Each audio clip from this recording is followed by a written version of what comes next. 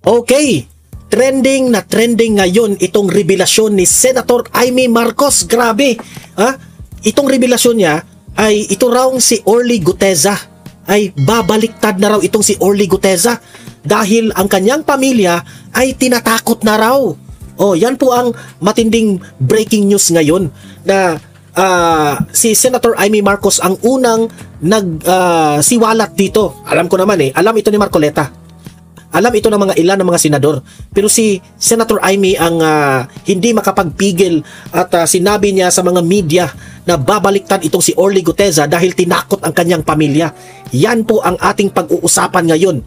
Ganyan na po ka-desperado itong gobyernong ito, itong administrasyong Marcos. Okay? Kasi syempre, si Orly Guteza, ang in-expose nito si Zaldico at si Martin Romualdez. Diba? At sino naman ito si Martin Romualdez? Pinsan ng ating presidente. Diba? So, siguro, takot na takot sila dito kay Orly Guteza na kung isisiwalat kung ano ang kanyang nalalaman patungkol dito sa skandal na ito. Sabi ni Senator Amy, tinakot ang pamilya ni Orly Guteza. Okay? So, mamaya, ipapakita ko sa inyo ang video na in-interview itong si Senator Amy at magre-react tayo, i-analyze natin ang kanyang mga sasabihin. Okay? Pero guys, bago ang lahat, bago natin ito pag-uusapan, help me po muna na i-like at saka i-share itong video na ito para kakalat ito sa taong bayan. Okay? Mahalaga like and share. Okay, ready? Sabay-sabay mo tayong mag-like and share. 1, 2, 3, go! Ayan, naka-like and share na ba? And sa mga bago pa lang dito sa aking channel sa Don Mar TV, mag-subscribe na po kayo kung first time nyo itong napanood, no? Para lagi kayong updated sa ating mga balita. Pick natin, itong si Senator Amy Marcos. Nagpalabas ng mga iinit na statement na ito raw si Orly Guteza, ang kanyang pamilya ay tinatakot raw. Ang tanong, sino? Sino ang nagtakot sa pamilya nitong si Orly Guteza? No? Kaya raw, kung sisipot itong si Orly Guteza sa Senado, ito po ay babaliktad na. Meaning to say, babawiin niya lahat ang kanyang sinabi. Noong sinabi niya na naghahakot sila ng pera o basura ang kanilang tinawag doon So meaning to say, paano kaya nila sasabihin ni Orly Guteza na babaliktad siya? Na hindi totoo. Naka-sworn statement ka pa naman, Orly Guteza. At gaano katotoo na tinakot ang pamilya ni Orly Guteza. Heto, panoorin po natin si Senator Amy Marcos. Sa ibang balita, siniwalat po ni Senator Amy Marcos na nakatanggap siya ng impormasyon na dadalo ang whistleblower na si Orly Guteza sa pagdinig po ng Senate Blue Ribbon Committee sa Biyernes, pero hindi para magdagdag ng impormasyon na kanyang nalalaman, ngunit para bawiin po yung kanyang naunang testimonya. Kunin natin ang detalye sa live report ni Mayan Corvera. Mayan. Ali, sabi ni Senator Amy Marcos, may mga testigo raw na tinakot para bumaligtad at bawiin yung kanilang mga naunang testimonya sa mga investigasyon ng Senado. Sabi ni Senator Amy Marcos, iyan ang aabangan sa pagdinig sa Biyernes. So magre-recant na yung Marine. Yun naman paputok at saka yung 17 congressman na lang ang hahatakin. Hindi na star witness ang aking pinsan. Si Martin Romualdez yung tinutukoy niya doon, ha? Nakatanggap ng impormasyon si Senator Amy Marcos na haharap umano sa pagdinig ng Senate Blue Ribbon Committee sa Biyernes si dating Marine Sergeant Orly Guteza. Pero hindi para magsabi pa ng iba niyang nalalaman sa nangyaring delivery umano ng mali-maletang pera galing sa kickback sa flood control projects, kundi para bawiin ang kanyang naunang testimonya. Sabi ni Marcos, nagbago na rin umano ang naunang plano na gawing state witness ang kanyang pinsan na si dating House Speaker Martin Romualdez. Nagbago ata isip, nahiya din sa sarili.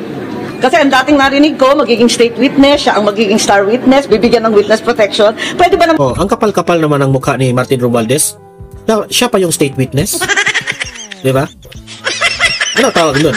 Sasabihin doon na, saksi ka ba? Magwi-witness ka ba na nagnakaw ang sarili mo? Walang ganun. Biro lang yun, ha? Kasi mahirap naman yung mag-state witness ka sa sarili mong kasalanan. Sasabihin ng judge, totoo ba na nagnakaw ka? Witness ka ba? Saksi ako. Nagnakaw ako. Example lang yun, ha? Katawa-tawa naman yun.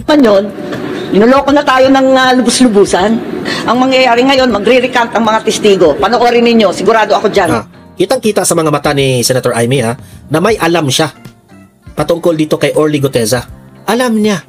At sinabi pa niya, tinakot raw ang pamilya ni Orly Guteza. Posible nga yan Isa-isa yan, na biglang babaliktad. Ayon sa senador, tinakot umano ang pamilya ni Gutesa. Oh, tinakot. Grabe. Kung sino man kayong nagtakot sa pamilyang Gutesa, ha, mga kapal ng mukha ninyo. Oh. Oh, ito lang yung ano ko, ha. Advice ko sa iyo, Orly Gutesa. Advice ko sa iyo. Doon ka sa tama. Alam ko, Orly Gutesa, masakit ang pamilya. Kapag pamilya na po ang nakasalalay dito, kapag buhay na po ang nakataya sa sitwasyon mo, alam ko mahirap yan. Pero at the end of the day, Orly Gutesa, isipin mo, ang katotohanan pa rin ang mananaig. Huwag kang bumaliktad. Yan lang ang payo namin sa inyo. Doon ka sa totoo. Kasi po, gagawan ng paraan ng Panginoon yan. Ha? Ikaw na nga yung ginawang instrumento ng Panginoon para mapanagot, maibulgar, at ma-solve itong problema ng Pilipinas. If you are destined, ha? Kung destiny mo, Orly Gutesa, to be the hero of the Philippines, kung destiny mo yan at ikaw yung ginawang instrumento ng Panginoon, gawin mo, Orly Gutesa. Later on, ang Panginoon rin ang magsusukli sa'yo. Siya nang bahala sa'yo, Orly Gutesa. Yan ang sabi ko sa'yo, yan ang payo ko sa'yo. Si Gutesa ang surprise witness ng Senado na nagdawit kay dating Speaker Romualdez na isa sa umano'y pinagdadalhan niya ng mali-maletang pera sa bahay nito sa Taguig. Pressure, tinakot ang pamilya, at halos tinutukan ang asawa at anak. Tinutukan, ha? Asawa at anak ni Orly Gutesa, tinutukan. Ano kaya yung tinutok sa kanila? Ito syempre, kung ako naman si Orly Gutesa, ha, kung ako naman ang nasa kalagayan niya, syempre matatakot ako.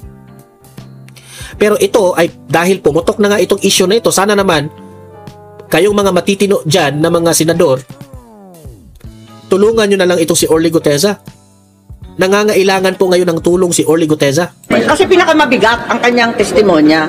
Dahil doon, may personal knowledge at matapang na ibinunyag ang lahat. Talaga naman, tinakot ng todo-todo ang mga pobreng testigo. Hindi tama itong gawain nila. Ito anya ang dahilan kaya sinisiraan si Gutesa, katunayang kinukustyon ngayon ang kanyang umano'y peking pirma sa sworn affidavit. Sabi ni Marcos, bukod kay Gutesa, may iba pang testigo sa malawakang anomalya sa flood control ang umano'y pinipigilang magsalita at itinago. Kahit ano pang mangyari, kahit si Gutesa man at yung iba pang Marines ay magbaliktaran. Di ba sinisiraan na siya, naumpisahan na peke daw, yung nag-notarize, nag-falsify daw, kung ano-ano ang sinasabi. Wala naman naniniwala na sa inyo. Correct, di ba? Yung ginawan pa nila ng kamalian, no? Parang, ano tawag doon? Dinidiscredit nila si Doc Gutesa na yung peke raw yung notarization ng kanyang affidavit. Oh. Sabi ko, anong point? Bakit naman ipipeke ni Gutesa? Kaya nga, di ba, sabi rin niya ni Senador Marcoleta, anong point? Anong makukuha ni Orly Gutesa kapag ipeke niya yung affidavit? Sa sobrang daming mga abogado, lawyer, ipipeke mo yung magbabayad ka lang ng 200 pesos para mag-affidavit, ipipeke mo pa? Hindi naman siguro mahal ang 200 pesos para ipeke mo pa yung pirma ng affidavit. Diba? Common sense. Dinilin lang ninyo ang sambayan ng Pilipino. There is really something wrong. Duda ko niyan, yung pumirma talaga dyan, it's either pinirmahan talaga yan ng abogado na yan, pero tinatakot. Ayaw nang aminin. Or ang tao ng abogado, no, sekretary ba ng abogado, yun ang pumirma. Tapos tinatakot ngayon itong abogado na ito, wag tayong umamin. Ganun na. Pero ang Pilipino, hindi na po magpapalo. Kasi may nagsasabing tinatakot raw sila, may nagsasabi rin, lumabas ang issue na parang yung nagpirma na nakalagay doon pangalan doon sa abogado ng notarization, parang kasabwat na rin, naging kasabwat na rin. Diyan ang mga usap-usapan, ano ba yung katotoo? Nakuha niya raw ang impormasyon sa ilang source mula din sa Malacanang. Problema, Malacanang has become very leaky. As a matter of fact, the entire administration has become very leaky. Because your brother is also weaky. Ang Malacanang, if the Malacanang is leaky, it's all because your brother is weaky. Daming nagsusumbong dahil sila mismo nagdadalawang isip, maraming matinding abogado dyan, maraming mahuhusay, magagaling at may konsyensya. Marami sa kanila hindi rin mataiman nangyayari. Wala namang balak si Marcos na dumalo pa sa mga pagdinig ng komite. Hindi siya pabor na si Senator Ping Lacson ang muling mamuno sa Blue Ribbon Committee dahil para sa kanya may mga... Hindi isang ayon si Aimee kasi tuta ito rin si Ping Lacson. Tuta ng kanyang pinsan. hinaharang umanong impormasyon. Kaya sabihin dahil colleague namin, pero sana hayaan ang interpelasyon at ang investigasyon mapunta sa kung saan. Parang sa tubig yan eh. Pag pina-flood control mo, mas lalong huhupa. Kaya kinakailangan, huwag inaawat, huwag pinipigilan. Walang pigil. Dapat tuloy-tuloy. You go where the evidence leads you. Tiisa na lang kung sinong matumbok. Ali, hiningan natin ng komento hinggil dito ang tanggapan ni Senator Ping Lacson, pero hanggang ngayon wala pa siyang inilalabas na anumang pahayag. Sa Biyernes, kinansila na yung nakatakdang plenary deliberations para sa pambansang panukalang pambansang budget. Yan ay para bigyang daan ang pagdinig ng Senate Blue Ribbon Committee. Ali. Okay, dagdag impormasyon lang man dito sa sinasabi. Kasi all this time wala si Orly Gutesa eh. Na kanino siyang kusdiya? May handler ba siya? Siya ba ay nagtago? Meron bang nasabing senadora tungkol dito? Hindi niya daw alam, Ali, kung nasaan ngayon itong si Gutesa, pero doon sa huling panayam kay dating Secretary Mike Defensor na siyang sinasabing nagtumulong at nagharap dito kay Gutesa sa Senado. Duda ako dyan ha. Dito lang, wild guess lang itong sa akin. Kung totoo itong sinabi ni Senator Aimee Marcos na tinatakot itong pamilya ni Orly Gutesa, sabi pa nga niya, tinutukan itong pamilya ni Orly Gutesa. Ano yung sinabi ni Mike Defensor na si Orly Gutesa ay nasa kamay po ng mga Marines kasama ang kanyang pamilya? Kasi sabi nila di umano mas katiwala, no? Naniniwala itong si Orly Gutesa na safe ang kanyang pamilya at siya sa kamay ng mga Marines. So ngayon, kung totoo na nandyan siya sa mga Marines, no? At itong sinabi ni Aimee na tinutukan yung ano. So meaning to say, dyan sa loob sa Marines, may nagtrahidor dyan. Diba? So if you will try to connect the dots, nasa Marines siya. Pumutok ang balita na tinututukan ng mga kung anong itinututok dito sa pamilya ni Gutesa. So, nagdududa ako, siyempre naman, alangan naman na merong galing sa labas, papasok doon sa Marines, tapos tatakutin yung pamilya ni Gutesa. Hindi naman siguro. So meaning to say, merong inside job dyan. Merong kasabwat dyan na mga taga-Marines o kung sino man dyan ang present dyan sa compound ng mga Marines, meron dyan na kakilala o kakuntsaba ng politikong galit kay Gutesa. At sino kaya yun? Kayo nang humusga. Obvious na obvious, di ba? Ayoko nang banggitin. Di ba? Baka meron ganyan. That's my wild guess.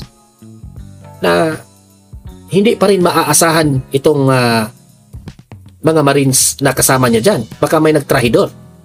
Diba? I mean, that's my analysis. Ang sabi niya, hawak daw ng Marines itong si Gutesa na pinabulaan na naman ng Philippine Marines. Bukod kay Gutesa, may binabanggit pa siya na ibang mga testigo pa, no? Na bukang gigibain yung mga naunang pahayag ni Gutesa at iba pa na talagang direktang isinasangkot. Sinangkot nga itong sina Martin Romualdez at Zaldico. Nabanggit ba kung sino pa yung mga ibang testigo na magre-recant? Yan daw ang aabangan, Ali, dapat daw yang bantayan ng publiko sa pagdinig sa Biyernes. Isa na lang, last question. Mayaan yung binabanggit niyang 17 congressman na lamang daw yung hahatakin. Ano naman ang ambag ng mga yon? Kung sakasakali. Ali, yung 17 kongresista, oo, sila na rin yung sabi ni Senator Ping Lacson kahapon, pinadalan sila ng sulat sa pamagitan ng House leadership para sila ay maimbitahan. Hindi nga sila pwedeng basta ipatawag dahil sa umiiral na interparliamentary courtesy. Yung 17 yun yung mga pinangalanan ni Curly at Sara Diskaya sa kanilang naunang testimonya nung ang investigasyon pa ng Senado ay pinamumunuan ni Senator Rodante Marcoleta. Okay, yan ang abangan natin sa darating na Biyernes. So, ako kung i-analyze ninyo, naniniwala ba kayo na tinatakot ngayon ang pamilya ni Orly Gutesa?